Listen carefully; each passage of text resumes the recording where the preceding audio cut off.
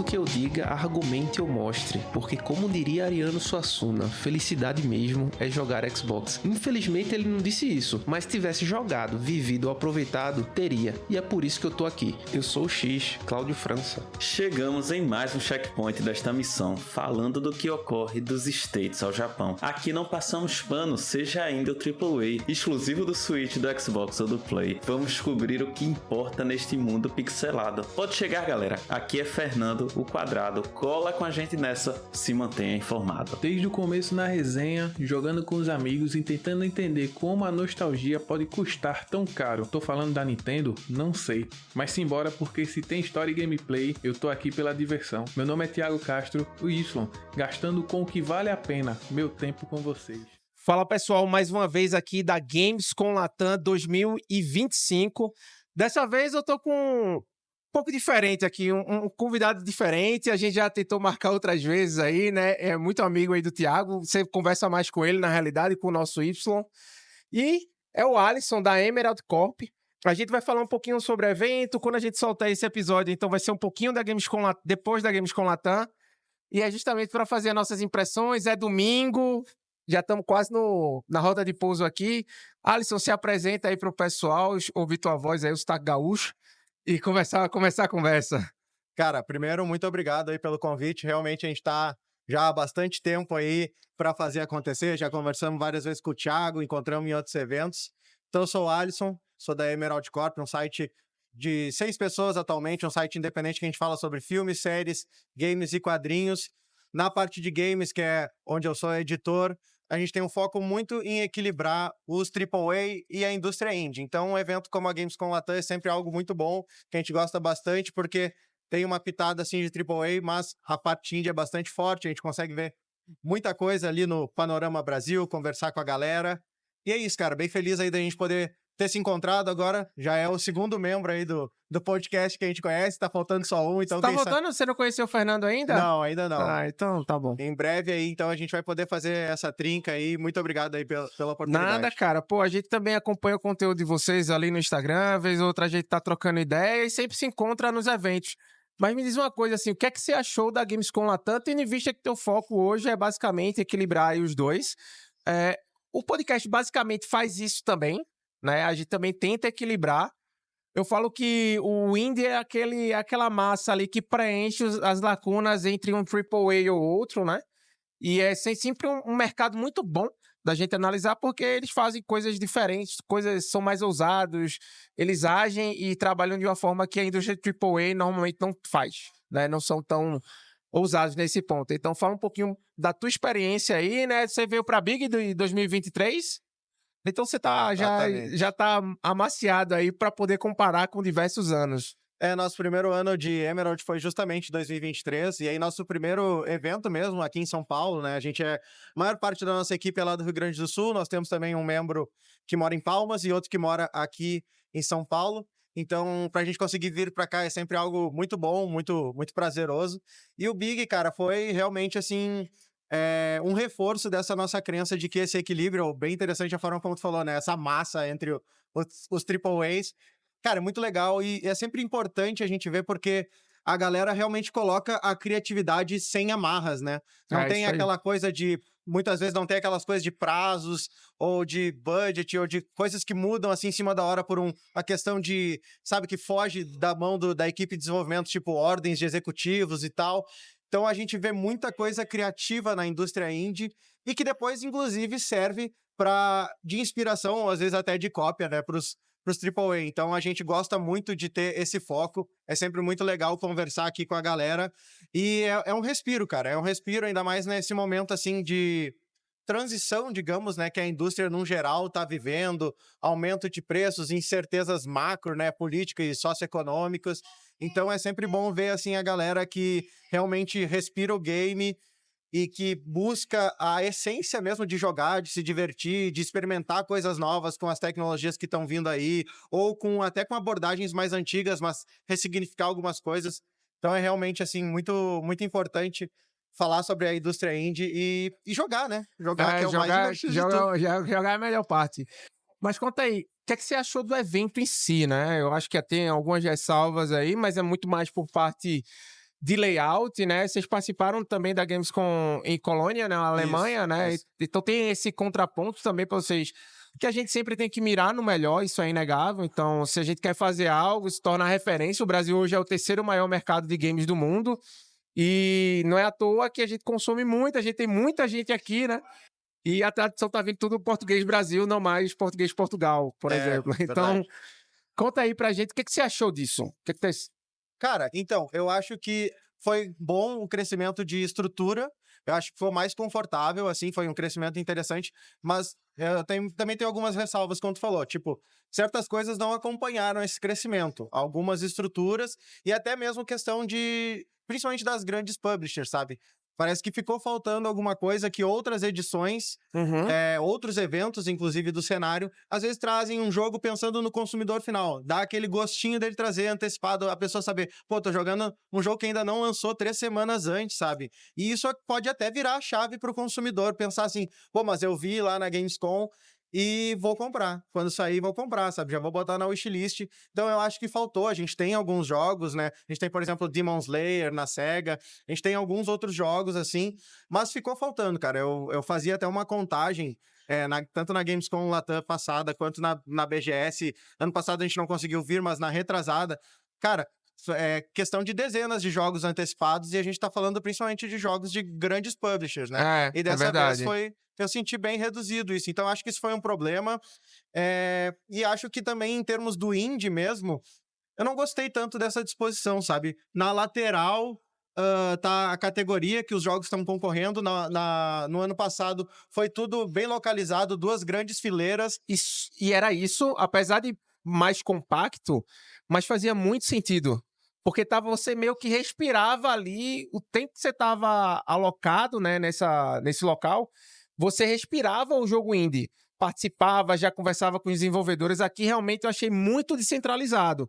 Apesar de aparentemente ter mais panoramas do que em outros anos, ficou meio difícil você se localizar, achar as pessoas, onde é que estão os desenvolvedores, sabe? Então eu também tenho esse ponto aí, esse contraponto. O pessoal do Panorama Brasil, ele até ficou um pouco mais compacto, assim, né? Mais próximo. Mas o Big Festival mesmo, os jogos que estão concorrendo, eles estão muito... espalhados. Espalhados. E eu acho que essa questão de, tipo, tu não saber a categoria, tu tem que ir numa ponta específica, porque não tem nem dos dois lados, sabe? Isso eu achei estranho, assim, pra tu saber, esse jogo aqui tá concorrendo em tal categoria, sabe? Então, eu acho que nesse ponto, assim, deu uma desvalorizada, principalmente que a gente tá falando daqueles jogos que já tem uma chancela, né, da curadoria do evento, de que estão concorrendo no Big Festival, né? E apesar de estarem concorrendo, ainda tem jogos que vão lançar e tem jogos lançados já, né? Por exemplo, você tem aqui o Escudeiro Valente, que já não precisa de aval de mais ninguém, né? Porque o jogo é absurdo, o jogo é muito bom. Você tem Neva aqui também, entendeu? Round T, né? Que eu conheci até o compositor do jogo. Então, meio que você fica, pô, é tudo só pela categoria que ele tá, não tem uma forma mais interessante, porque a categoria a gente olha no site, sabe? Dá pra gente olhar, entrar naquele appzinho e ver tudo muito mais à mão. E aqui não, fica muito complicado de você, principalmente quando a gente fala de imprensa assim, querer chegar realmente junto do desenvolvedor, trocar ideia com ele. Pra mim é muito mais priceless do que chegar lá e só jogar, pegar o jogo e jogar, entendeu? É verdade, não, concordo 100% contigo. Por isso que esse é um diferencial ainda do Panorama Brasil, e tomara que siga sempre, né? A galera tá ali próxima, de maneira acessível, se revezam, e realmente, cara, tu citou o Round T. Esse é um jogo que tu sabia ali, inclusive a gente, antes de vir pra cá, viu que eles estão divulgando hoje os horários que eles vão estar ali e em quais stands, né? Porque o Round T é um desses exemplos. Ele tá concorrendo em mais de uma categoria, então ele tá em mais de um local do evento, sabe? E aí o pessoal divulgou essa agenda pra quem quiser chegar lá e conversar. Mas não é todo desenvolvedor que vem, principalmente aqueles de outros países, por exemplo, Nine Sols, pô, o jogo de Taiwan, né? Então, Taiwan. É um jogo que, inclusive, ganhou aqui o melhor jogo do Big Festival. Mas, pô, pra trazer essa galera é difícil. E, ao mesmo tempo, assim, tu fica meio que sem saber, sabe? Onde é que vai estar? Tá espalhado, né? Quem tá aqui, quem não tá. Pra imprensa, tem esse aspecto que prejudica mesmo, Até porque a gente precisa de time, né? Então, assim, é muito melhor até dar aquela imersão inicial quando você chega no evento, sabe, meio Fenearte, Feira de Artesanato, você tem um caminho a seguir, sabe? pensado, disposto de uma forma inteligente para você aproveitar a feira como um todo. Aqui fica muito, eu vejo uma coisa e quando você fala, eita, tinha aquele jogo lá? Tinha, você não viu não? Tipo, Demon Slayer, se você não for olhar realmente onde tá o jogo, ele tá extremamente escondido, cara. Né? verdade. Diferentemente de outros anos, como você falou também, a gente teve, o anúncio do Sonic Superstars aqui. Aqui não, né? Nada BGS. Então, isso de fato também faz falta. Você ter essa parte de jogos novos, né?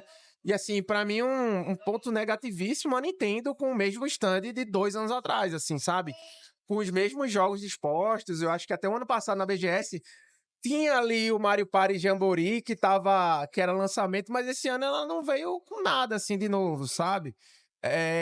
Então, meio que você fala, poxa, vou chamar as pessoas, né, o público macro, através dos big players aqui, né, de uma Nintendo, de uma Bethesda da vida, para direcionar ele para um jogo indie, mas isso aqui parece que tá meio desfocado, sabe?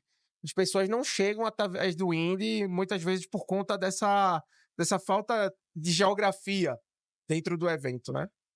Isso da Nintendo, ela tá num caso muito, muito peculiar, né?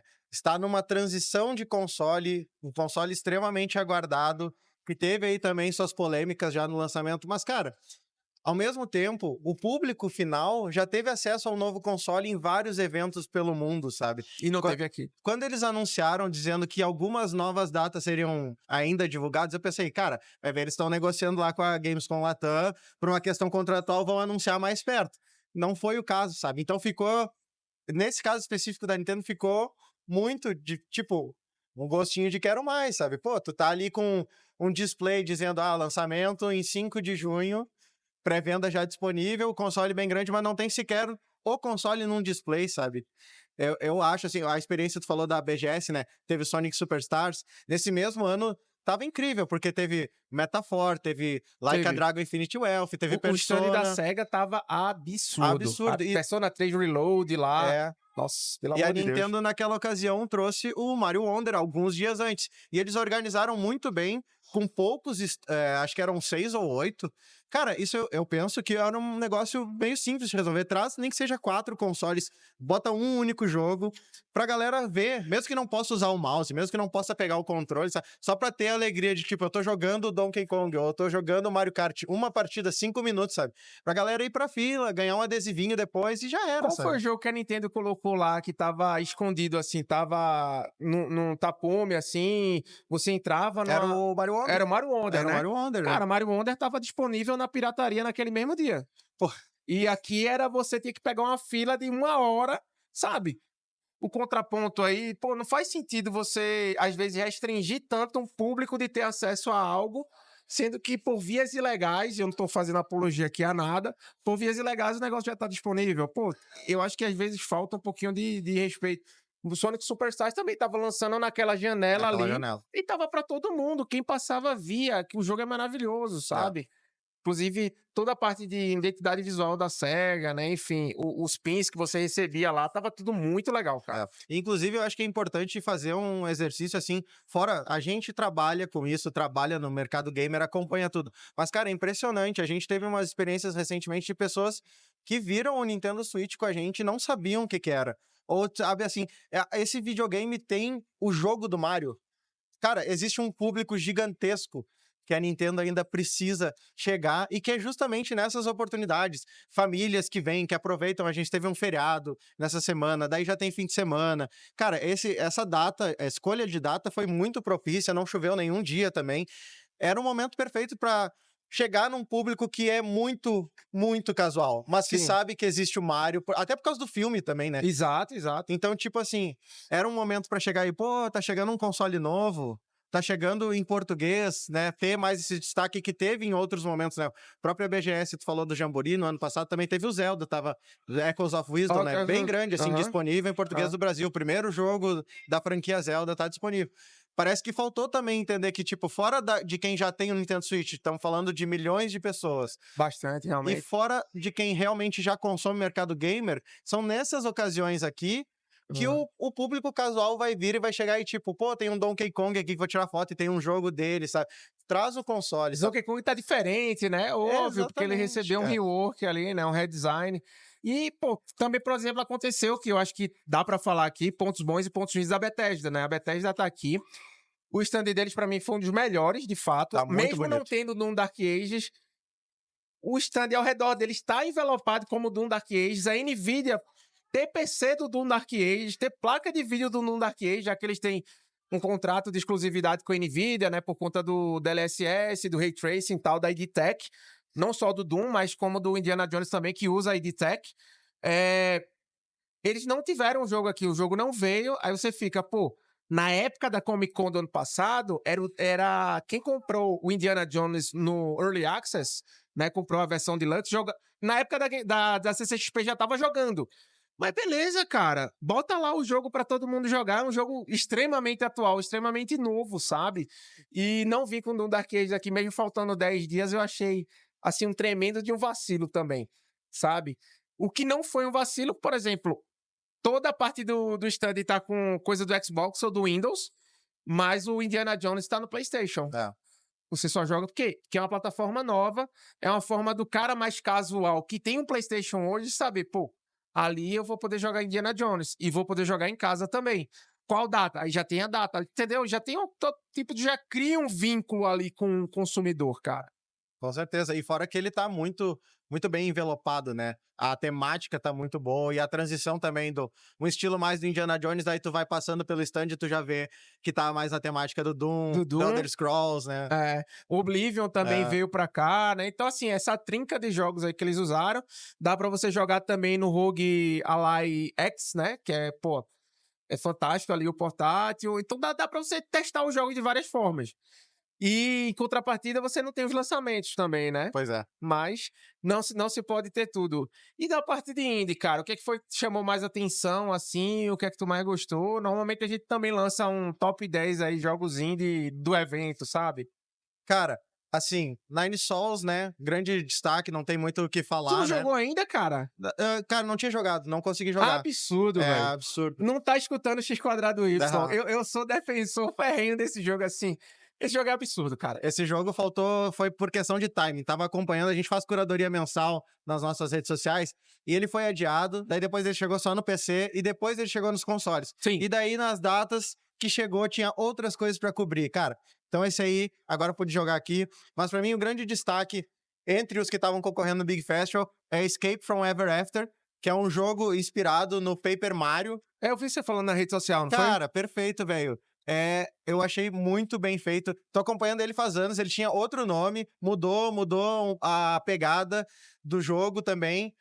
Mesmo que antes tivesse a inspiração já do Paper Mario, agora tá muito mais homenagem, sabe? Tu joga ali com o protagonista e um dragãozinho que faz as vias do Bowser, assim, uma dupla inesperada que se forma pra tu conseguir lutar contra uma corporação do mundo real que tá invadindo o mundo da literatura, sabe? Então, muito bom, eu realmente recomendo. Ele tava rodando direitinho ali no PC também, mas vai chegar também pros principais consoles. Então é realmente algo pra ficar de olho aí. Essa é a minha dica. Esse eu não conhecia. E na galera do Panorama Brasil, cara, Saboros, que é o jogo da galinha, também fez muito sucesso. A gente falou com os devs lá da Killbyte Interactive.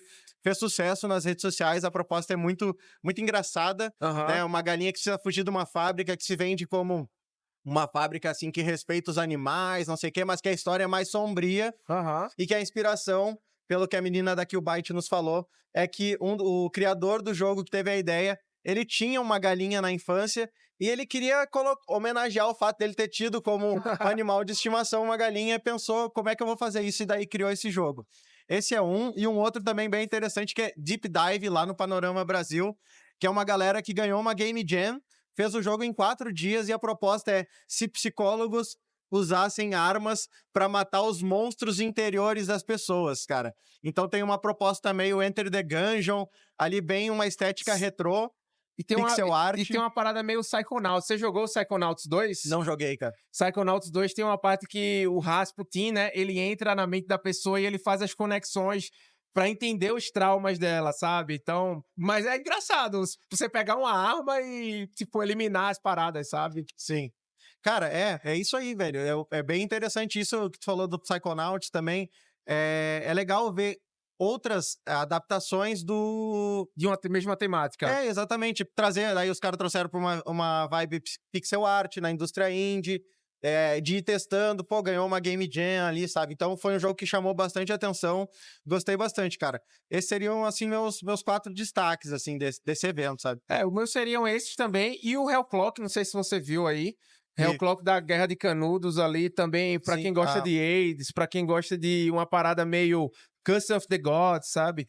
É muito legal, cara. O jogo tá bem legal. Tem umas coisas que você pode ali em acessibilidade tirar pra deixar o jogo mais cozy, mas se você gosta da experiência meio roguelike, né, não roguelite, você vai ter um pouco mais de desafio. Esse é o que vai chegar pela Nuntius? Não. Não é aquele que vai, tipo, folheando página, assim? Hellclock, da Guerra de Canudos, né? Acho que tô confundindo, então. Eu acho que não. É que tem um outro também com uma pegada, assim, que lembrou até um pouco a proposta do Pluck Squire, sabe? Que Aham. vai passando as páginas, assim. Passando página, né? É. E o que é que você tá jogando agora, cara? Pra gente chegar aí no finalzinho desse episódio curto aí, o que é que você tá jogando? O que é que você tá se divertindo aí? Com o quê? Cara, eu tô pra fazer as primeiras impressões do Changer 7, que inclusive tá aqui, sabe, aquele jogo inspirado em Jaspion, um hack and slash, tá com stand próprio, inclusive, né, um estúdio brasileiro que vai publicar também o jogo por conta própria, Uhum. e ele tá com um stand próprio aqui, então ele até tá com uma moral a mais, assim, não tá na parte de indie, mas também não deixa de ser da indústria brasileira.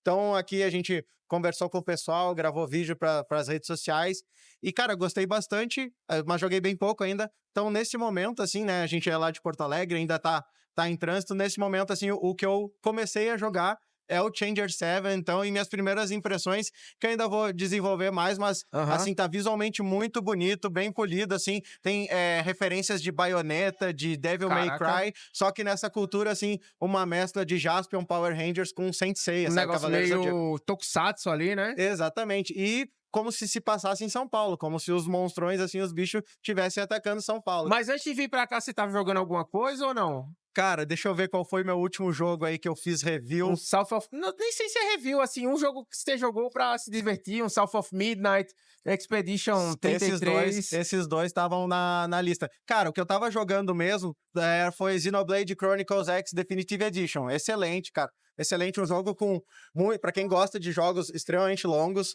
pode ir tranquilo, porque esse daí parece que aproveitou a reta final do Nintendo Switch e mostrou que o console ainda tinha um pouco mais para entregar em termos de gráficos, em termos de performance. Foi um baita trabalho da Monolith Soft, e esse aí eu tava jogando assim pra ir além da história, né, pra fazer outras coisas, porque tem pelo menos umas 200 horas ali, então já- ainda tava nessa...